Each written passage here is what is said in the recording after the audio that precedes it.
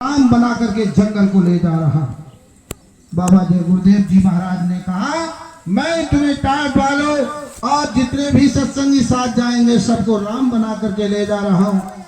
और 26 दिसंबर 1986 को और उसी अयोध्या से बैराज, लखीमपुर, पूरनपुर, बरेली, हापुड़, मेरठ, मुजफ्फरनगर, सहारनपुर, पेवा, नरवानी, भिवानी, रोहतक, फतेहाबाद, मंडीवाली, रावतसर और हरियाणा से फिर राजस्थान, जयपुर, सीकर की तरफ, राजस्थान से फिर मध्य प्रदेश, महाराष्ट्र, आंध्र प्रदेश, उड़ीसा, बंगाल, बिहार, मेघालय, जम्मू कश्मीर, आसाम, नागालैंड, ये सब होते हुए फिर मध्य प्रदेश, महाराष्ट्र और किष्किंधा और ये पंचवटी पहाड़ों पर सब घूमते हुए और बाबा जय गुरुदेव जी महाराज ने और यही धनबाद हवाई अड्डा, परवर अड्डा होते हुए और बनारस यानी काशी में दशाश्वमेध घाट पर कार्यक्रम करने के बाद और इसका प्रयागराज त्रिवेणी संगम इलाहाबाद में इसका समापन किया।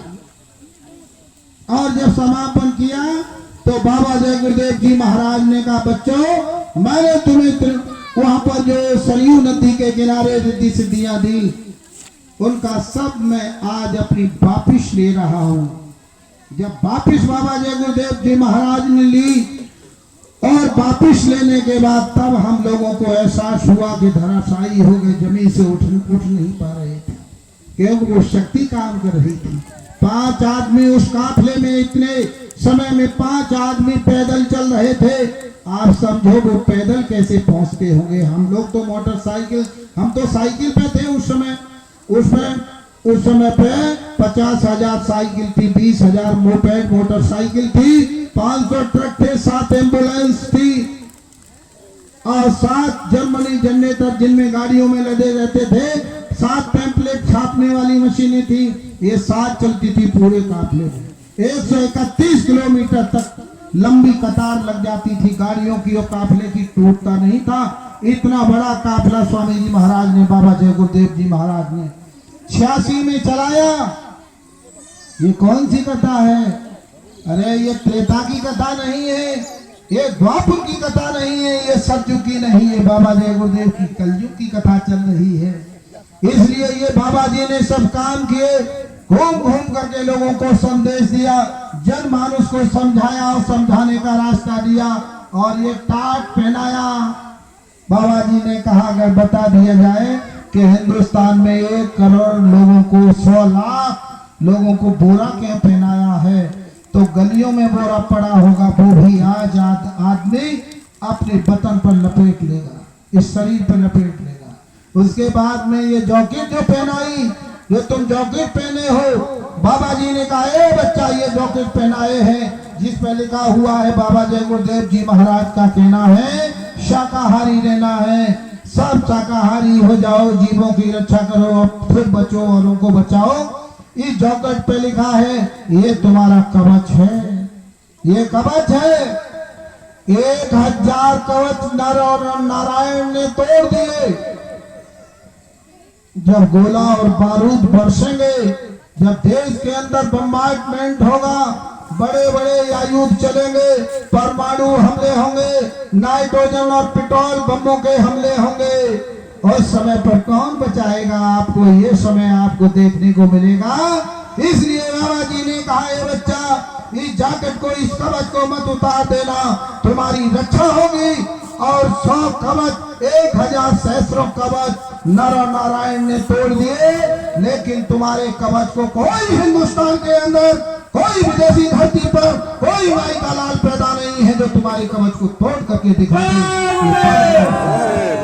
मन से कहा था, तुम अभी नहीं समझ पाए उस महाप्रभु, अनामी महाप्रभु को नहीं समझ पाए कि ये बाबा कौन है जो इतनी बड़ी प्रतिज्ञा करके गया है।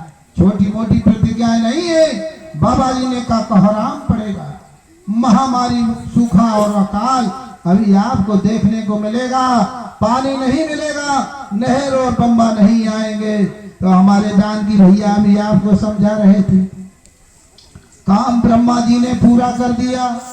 ब्रह्मा जी ने अपनी सृष्टि की रचना का काम पूरा किया, विष्णु भगवान पालन कर रहे हैं और अब तो आती हो गई। अब तो अति हो गई, अत्याचार हो रहे हैं। अरे तुम यूट्यूब पे नहीं देख रहे, तमाम शास्त्री आप तो सुनाते हैं इसी भागवत पर। अरे एक अभी यूट्यूब पे चल रहा है, सास दामाद के संग भागी गई। ने मनोरंजन भी ठीक है साथ साथ में, इसलिए सुनाई दे रहे हैं। अब बताओ ये कौन सा कलयुग है? बाप और बेटी के रिश्ते अवैध हो जाए, पिता और पुत्री के रिश्ते अगर गंदे हो जाएं, माँ और बेटे के रिश्ते अगर अवैध हो जाएं, भाई बहन के रिश्ते अगर खराब हो जाएं, तो आप बताओ इससे घोर कलयुग अब कब आएगा? इसलिए पाप के बोझ से बोझिल हो गई है ये पृथ्वी, चीख रही है ये पृथ्वी और कह रही है, हे प्रभु मेरी लाज रख लो, मैं दया की भीख मांग रही हूं कि ये जगत जननी, ये पृथ्वी माता जिस पे हमने और आपने जन्म लिया है। एक माँ वो है जिसने अपनी कोख से हमें जन्म दिया, 9 महीने अंदर रख करके। अरे उसका लालन पालन नहीं कर पाया हमने, उसको नहीं समझा पाया, उसकी सेवा सत्कार नहीं कर पाया, उस माँ का और इस माँ का जो सारे संसार का बोझ ढा रही है, अच्छे और बुरे। बताइए उसने क्या कहा? हे प्रभु अब मुझसे सहन नहीं हो रहा, अब मुझसे ये पाप सहन नहीं हो रहा, अब तो मेरी ऊपर दया कर दो, मेरी रक्षा करो। ये पृथ्वी उस प्रभु से, उस अनामी महाप्रभु बाबा जय गुरुदेव जी महाराज से गुहार लगा रही है कि हे मालिक मेरे ऊपर दया की धार, मेरे ऊपर कृपा की बरसात कर दो, मुझसे पाप ये हो रहा है, अत्याचार भाई बहन का, माँ बेटे का, पिता और पुत्री, अब मुझसे ये सहन नहीं हो रहा।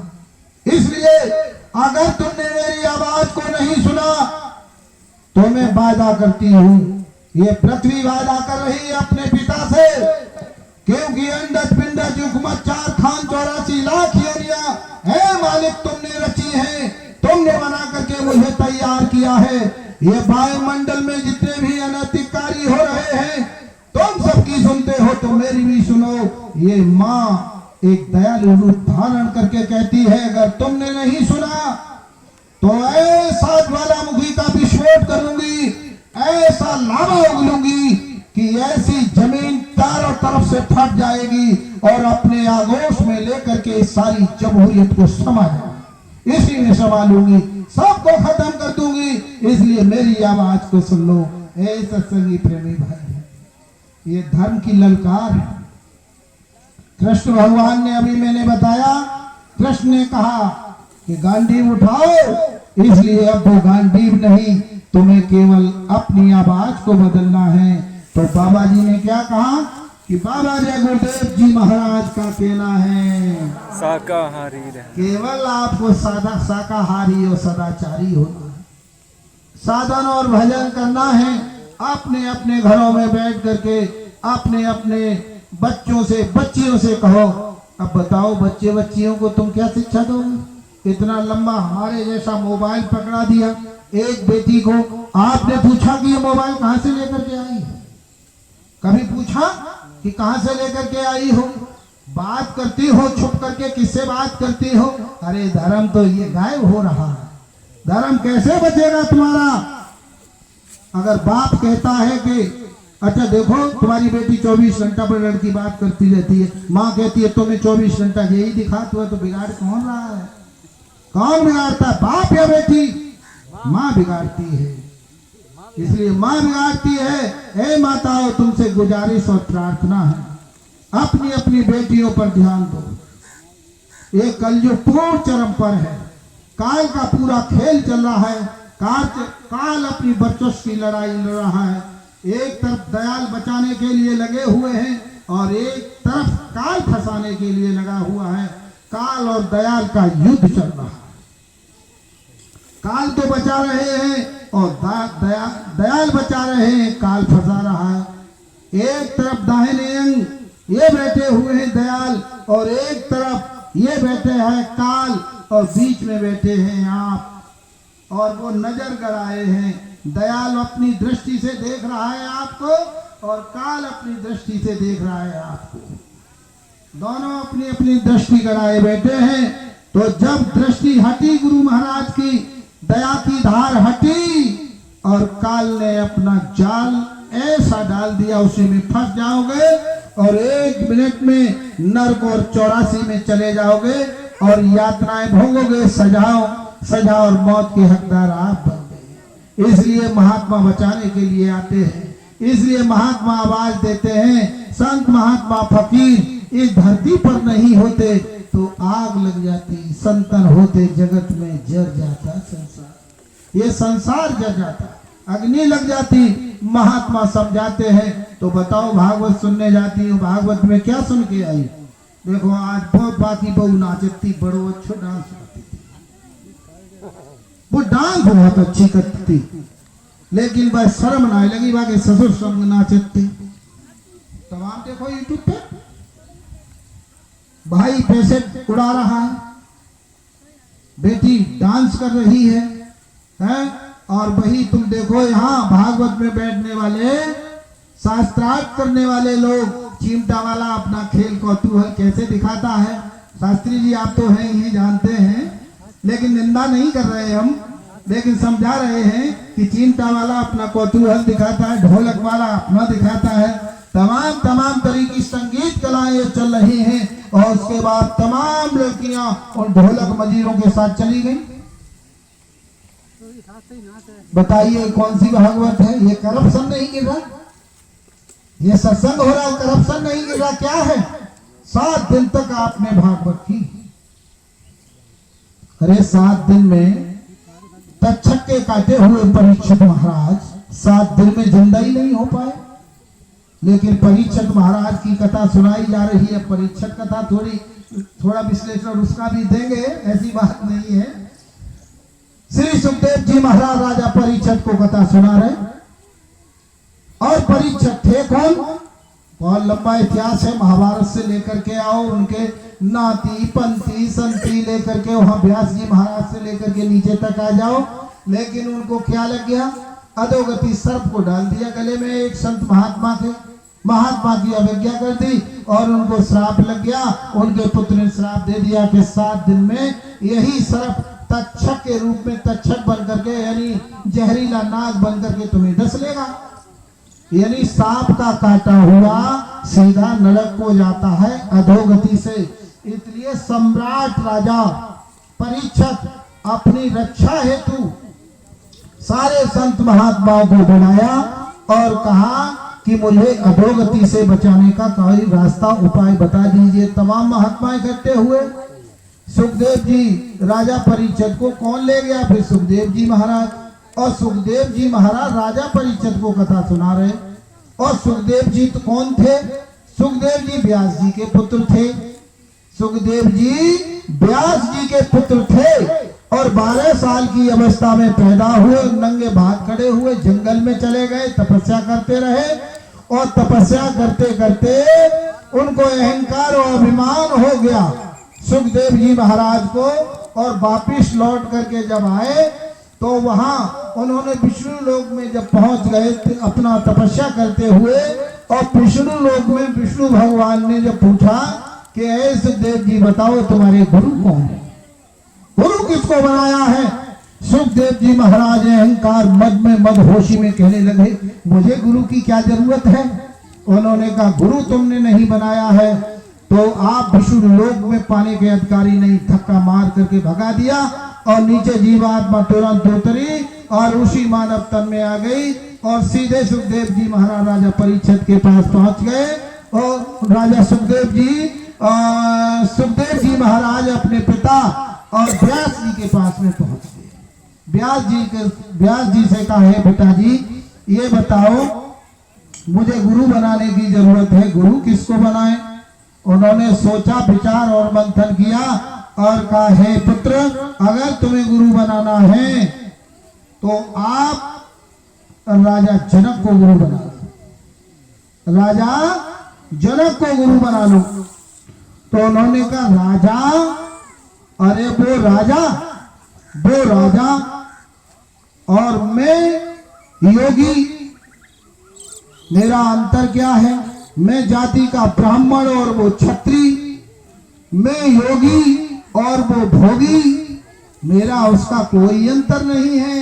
ऐ सत्संगी प्रेमी भाई बहनों, अब गुरु के प्रति अभाव आ गया गुरु के प्रति। और श्री सुखदेव जी महाराज ने कहा गुरु तो वही बनने के काबिल है, इसलिए जाओ। तो आप प्रथम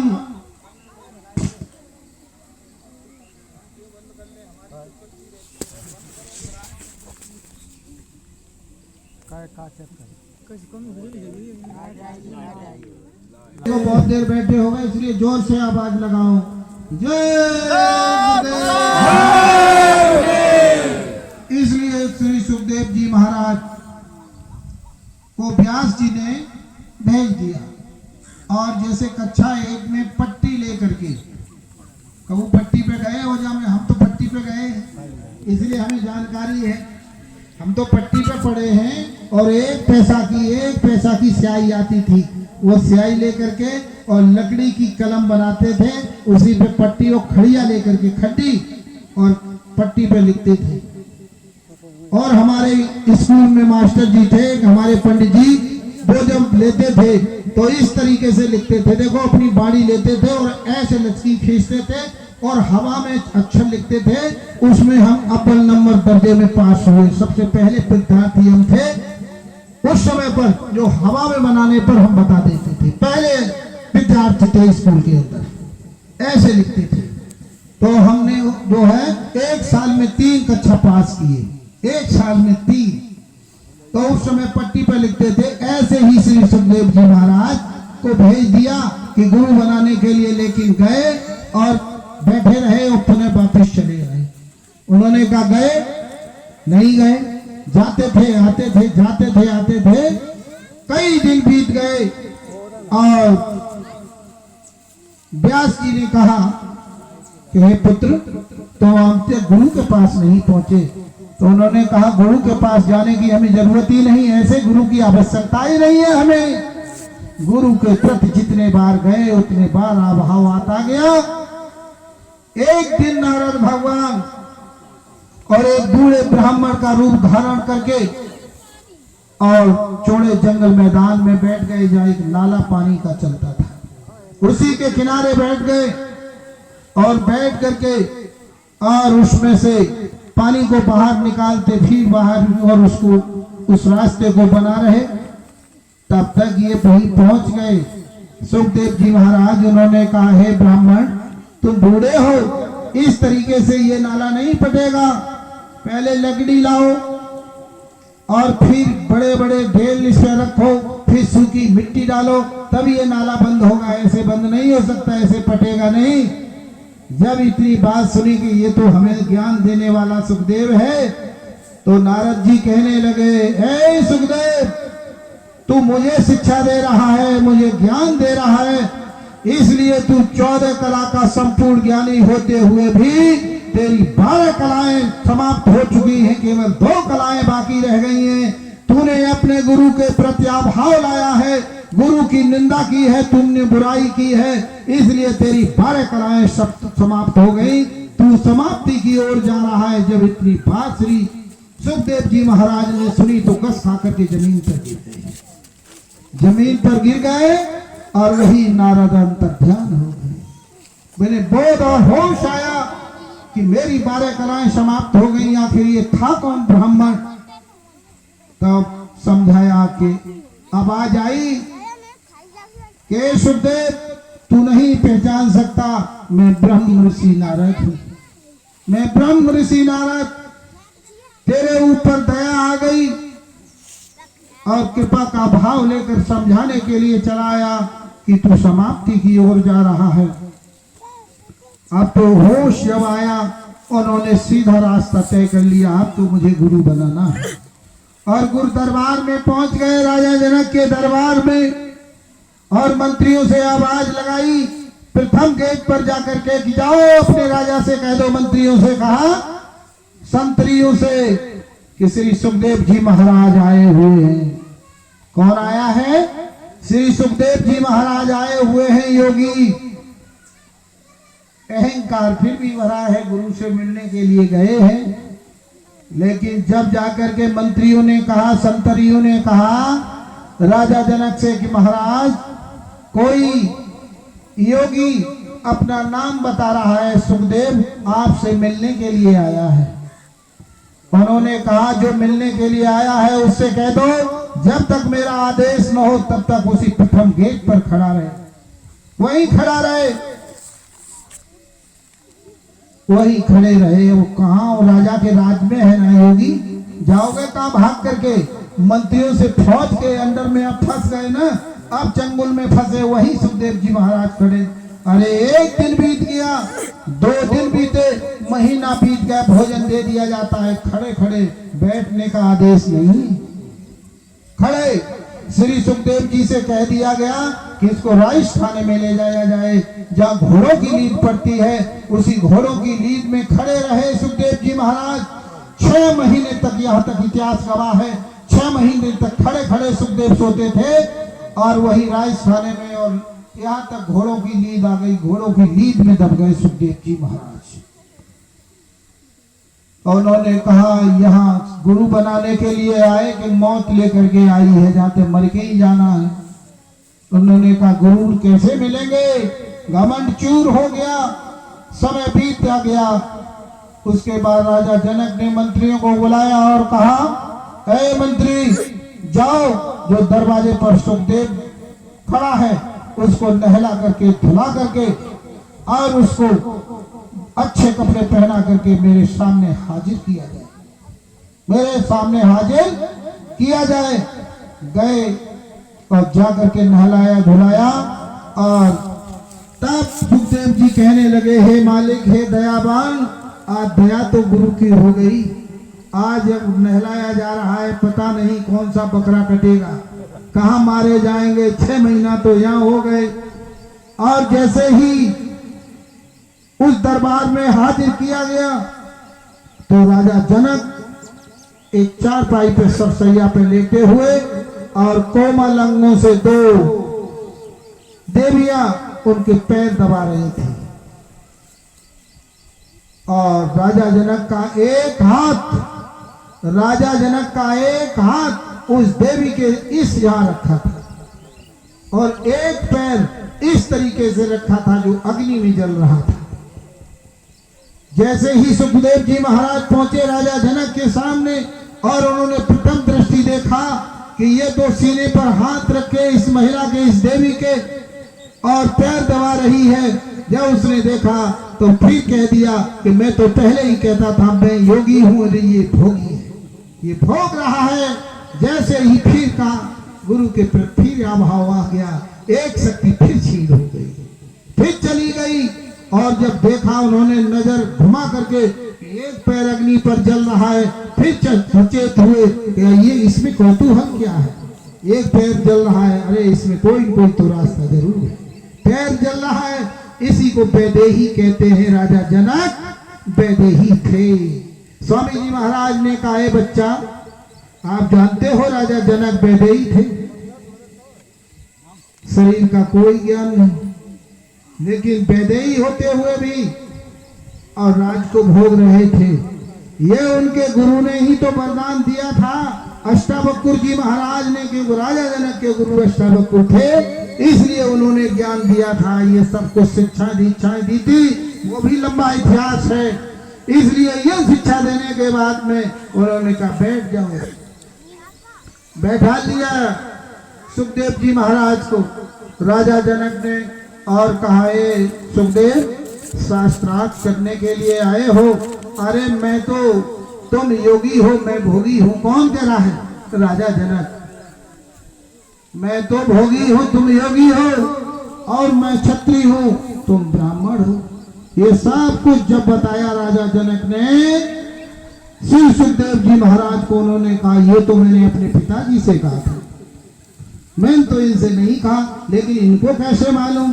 इसीलिए सत्संगी प्रेमी भाई बहनों, दोनों आंखों के मध्य भाग ये जीवात्मा है, इसी को शिवनेत्र ज्ञान चक्षु, इसी को दिव्य दृष्टि कहते हैं, इसी को तीसरी आंख कहते हैं, इसी को थर्ड आईज कहते हैं। ये जो इसी को शिवनेत्र कहते हैं। इन दोनों आंखों को बंद करने के बाद इससे इस सारे संसार की दौलत को, सारे संसार की जमहूरियत को यही बैठ के देख सकते हो। यही तीसरा नेत्र जब खुलता है और इसी को महात्मा खोलते हैं। इसी का नाम सत्संग है, इसी का नाम भजन है। इसलिए सत्संग सुनाया जाता है, इसलिए भजन कराया जाता है। जब तक ये तुम्हारी तीसरी आंख नहीं खुलेगी, जब तक तुम्हारा तीसरा कान नहीं खुलेगा, तीसरी नाक नहीं खुलेगी, तब तक परमात्मा का दर्शन दीदार नहीं हो सकता, तब तक तुम गुरु को नहीं पहचान सकते। इसलिए श्री सुखदेव जी महाराज को बैठा लिया, सुखदेव जी महाराज को वहीं बैठा लिया गया और उन्होंने एक कौतूहल दिखाया। बहुत पीछे से आवाज आई, मंत्रियों ने कहा कि महाराज आपके राज्य में आग लग गई, आग लग गई। सुखदेव जी को राजा जनक के मंत्रियों ने कह दिया आग लगी है। उन्होंने कहा हमारी इच्छा, आग लगी है तो लग जाने दो। अग्नि बढ़ती चली आ रही है। फिर आवाज आई कि महाराज ये आवाज आपके खजाने की तरफ जा रही है। उन्होंने कहा हमारी इच्छा, खजाना जल जाने दो। फिर समय बीत गया, उनसे शास्त्रार्थ होता गया। उन्होंने कहा महाराज राइस खाने में जहाँ घोड़ों की लीद पड़ती है, घोड़े बंधे हैं, सब घोड़े जल करके राख हो गए। उन्होंने कहा हमारी इच्छा, सबको जलाने दो। उन्होंने कहा महाराज जब तो आपके राजमहल की तरफ अग्नि बढ़ रही है, जब अग्नि राजमहल की तरफ बढ़ी चली आ रही है तो लपट लगना शुरू हो गया। सुखदेव जी महाराज के जब लपट लगी तो हिलने डुलने लगे और उन्होंने कहा ये तो मरेगा ही, इसने पूरा राज जला दिया। ये कैसा गुरु है, इसने पूरा राजपाट जला करके राख कर दिया और ये खुद मरेगा। ये अग्नि चली आ रही है और मुझे भी मारेगा। इतने में ही सोटा और लंगोटा कमंडल उठा के भागने की तैयारी की। इतने में ही और राजा जनक ने हाथ पकड़ लिया, यहीं बैठ जा, भागने की कोशिश नहीं करना।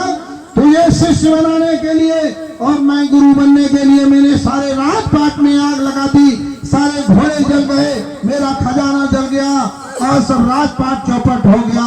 एक शिष्य बनाने के लिए मैंने सारी शक्ति झोंक दी और तू भागने की तैयारी में है, भाग करके जाएगा कहाँ, यहाँ बैठ जा। और राजा जनक ने बैठाल करके वही शिक्षा और दीक्षा दी, शिक्षा और दीक्षा दे दी। भजन करो, भजन करो। वही भजन करने लगे। नामदान दे दिया, नामदान दे दिया। लेकिन नामदान देने के बाद में फिर सुखदेव जी महाराज से ने कहा कि हे गुरु महाराज मेरा मन नहीं रुक रहा है। मन कैसे रोका जाए? ये मन आताताई है, अत्याचारी है, भाग रहा है मन की तरंग और ये हिलोरे रही है। मन की तरंग इधर उधर दौड़ रही है, तरंगे मार रही है। जिन्होंने मार मन डाला उन्हीं को सूरमा कहना, बड़ा बैरी है मन घट में, इसी को जीत ना कटना। पड़ो तुम इसी के पीछे और सभी जतन तजना, हार जब जाए मन तुझसे चढ़ा दो सुरती को गगना। ये मन जब हार जाए तब भजन होता है। मन के कहे करो तुम सोई गुरु, मन के कहे करो मत कोई और गुरु कहे करो तुम सोई। यानी गुरु के कहने पर काम करो, मन के कहे करे तो चौपट हो जाएगा। राजपाट जल के सब राख हो गया। सुखदेव जी महाराज कहने लगे महाराज अब मन नहीं रुक रहा है, क्या किया जाए? उन्होंने कहा तुम्हारे मन को रोकने की कला तुम्हें सिखा रहे हैं। अपने मंत्रियों को आदेश दिया और कहा कि एक दूध का बेला भर करके और मेरी सभा में हाजिर किया जाए। और दूध का बेला एक भर के आया, कोर बड़ा, और उस मेज पर रख दिया गया। और रखने से पहले ये कहा सुखदेव जी महाराज से अब तुम उठो और ये यही रखा है, तुम चले जाओ और सारे बाग बगीचे पूरा जो भी तुम्हें देखना है, राजपाट खजाना और ऐशखाना घुड़सवार जहाँ घोड़े दौड़ते हैं, आते और जाते हैं, ये सब देख लो।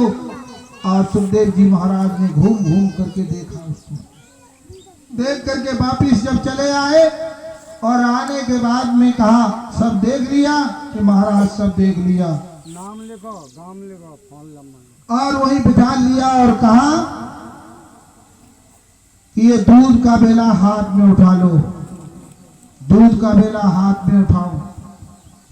दूध का बेला जब हाथ में सुखदेव जी महाराज के राजा जनक ने रखा और वैसे ही मंत्रियों से कहा, मंत्री 4 सिपाहियों को बुलाओ। 4 सिपाहियों को बुलाया गया और 4 तलवारें मंगाई गई, म्यान में बंद। और राजा जनक ने सिपाहियों को कहा, तुम इधर खड़े हो जाओ, तुम इधर घेर के खड़े हो जाओ सुखदेव को, ये सुखदेव कहीं भाग न जाए। और म्यान से तलवार खींची राजा जनक ने और खींच करके तलवार और एक सिपाही के हाथ में लहराती हुई नंगी तलवार थमा दी और कहा कि इसको पकड़ो। दूसरी तलवार म्यान से खींची दूसरे सिपाही को, तीसरी तलवार खींच करके तीसरे सिपाही को, चौथी तलवार खींच करके चौथे सिपाही को, चारों तलवार खींच करके म्यान से चारों सिपाहियों को थमा दी और कहा अब इसको ले जाओ। और सुखदेव जिस जगह से तुम अभी घूम करके आए हो उसी जगह से घूम करके आप आइए, और अगर एक बूंद जमीन पर इस बेले से गिर गई उसी समय पर ये सिपाहियों को आदेश है मेरा, ये गर्दन इसकी इस धड़ से अलग करते हैं, गर्दन धड़ से अलग। सुखदेव कहने लगे अब मेरी गुरु बनाने के लिए नहीं, लेकिन मौत लेकर के आई है, अब तो बचने का कोई सवाल ही नहीं है, अब बच कैसे जाएंगे। इसलिए सुखदेव जी महाराज एक एक कदम ऐसे रख रहे हैं, एक एक कदम। जानते हो कैसे? पहले पहले बार कोई बहू घर में आती है तो भागती नहीं है, अब आप जानते हैं, सब जानती। इस तरीके से एक एक कदम को ऐसे रख रहे हैं, लेकिन वो उनकी नजर कहाँ पे है? अब एक बूंद टपक गई तो गर्दन चली जाएगी। इसलिए धीरे धीरे धीरे धीरे चलते कई दिन हो गए, न भूख है न प्यास है। मौत के सामने भूख लगती है। अगर एक दरोगा आकर के ये कह दे, टोपी लगा के 4 सिपाही 2 दरोगा यहाँ आ जाए और खड़े होकर के ये कहने लगे बलवीर खड़े हो जाओ, तुम किसका मर्डर करके आए हो? तुम कहोगे हमने तो किसी को नहीं मारा, पुलिस पकड़ के आई है। और उस समय तुमसे ये कहा जाए तुम जा तो रहे हो, पकड़ के ले जा रहे हो, और जरा एक गिलास भोजन का, एक गिलास रोटी तुमको दे दी जाए कि जरा इसको खा लेना। ऐ सत्संगी प्रेमी भाई बहनों, जिस समय मौत का साया आता है, जब तुम्हें तकलीफ और मुसीबत आए, एक निवाला अगर मुंह में रख दिया जाए तो निगल के दिखाना, तो कहता अंदर तक का लब यानी थूक सूख गया है। एक निवाला ली लोगे? नहीं ले। यही हाल था। भूख प्यास कहाँ है सुखदेव जी महाराज। इसलिए घूमते घूमते 4-5 दिन हो गए। जब वापिस आए, आकर के जब खड़े हुए तो राजा जनक ने कहा सुखदेव जी महाराज बताओ तुमने क्या क्या देखा? बगीचे में क्या अनार लगे थे? फुलवाड़ियों में कौन से फूल लगे थे? महल में आपने देखा खजाना किधर था? अग्नि फग्नि कुछ नहीं लगी थी। ये तो राजा जनक का खेल था, ये तो चमत्कार दिखाया था। सुखदेव जी महाराज को 4 दिन बाद घूम करके आए तो उन्होंने क्या देखा? सुखदेव जी महाराज कहने लगे कि गुरु महाराज, न मैंने तुम्हारा बाग देखा, न अनार देखे, न फूल देखे, न कलियां देखी, न महल देखा, न खजाना देखा, न घोड़े घुड़सवारी करते हुए मैंने कुछ नहीं देखा। तो फिर तुमने क्या देखा? कि मैंने केवल दूध का बेला देखा। मेरी दृष्टि उसी पर जमी थी, क्योंकि मेरी मौत सामने नाच रही थी। इसलिए मेरा मन कंटिन्यूशन कर दिया था, एकाग्र था। सत्संगी प्रेमी भाई बहनों, इसी को मन रोकना कहते हैं। जब मन कंटिन्यूशन हो जाएगा, एकाग्र हो जाएगा, तो अपनी जीवात्मा को किसी तीसरे केंद्र बिंदु पर टिकाओ। पहले ये आंख इस तरीके से हिलेगी, लपलपाएगी, और धीरे धीरे जब कंटिन्यूशन हो जाएगी, कंटिन्यूशन होने के बाद रुकेगी, तो उसी में बर्मी की तरह चलेगी।